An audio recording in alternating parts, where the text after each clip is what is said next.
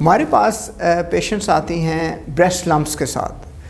جب ہم ان کا ہسٹری لیتے ہیں اور ان کا معائنہ کرتے ہیں تو ہمیں اندازہ ہو جاتا ہے وقت کے ساتھ ساتھ، جب اتنا ایکسپیرینس ہو ہی جاتا ہے اللہ کے حکم سے، کہ وہ کیسا ہے، کوئی خطرے والی بات ہے یا نہیں ہے.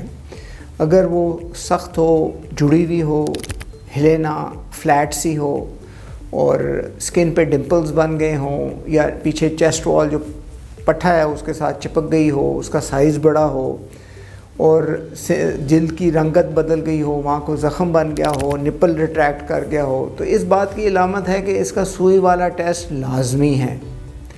تو ایسے پیشنٹس میں جو 35 ایئر سے کم ہوتے ہیں تو ان کا الٹرا ساؤنڈ خالی ہوتا ہے یا MRI ساتھ ہوتا ہے، اور جو 35 سے ابو کی ایج کی خواتین ہوتی ہیں ان میں الٹرا ساؤنڈ اینڈ میموگرام، جو کہ ایک ایکس رے ہوتا ہے بریسٹ کا، اس کا کیا جاتا ہے.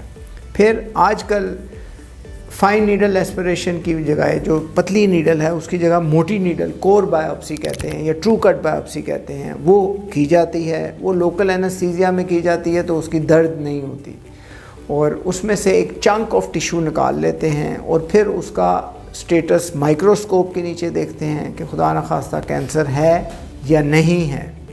ان اینی کیس اگر اس کا نکل آتا ہے اللہ کے حکم سے، اور تو پھر اس کا ڈفرینٹ ریسیپٹر سٹیٹس دیکھتے ہیں، جس میں ایسٹروجن ریسیپٹر، پروجسٹرون ریسیپٹر اور ہرسیپٹن ریسیپٹر ہوتا ہے، وہ دیکھتے ہیں.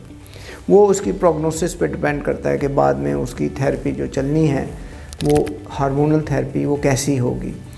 ان اینی کیس جو خواتین بریسٹ لمپس محسوس کریں سیلف ایگزامینیشن میں، پلیز ہمارے پاس آئیں. یہ سمٹمز اور سائنز جب دیکھیں اپنی چھاتی میں تو پھر ہم ان کو ریڈیولوجسٹ کے پاس بھیجیں گے جو ان کی الٹرا ساؤنڈ گائیڈڈ بایوپسی کرے گا.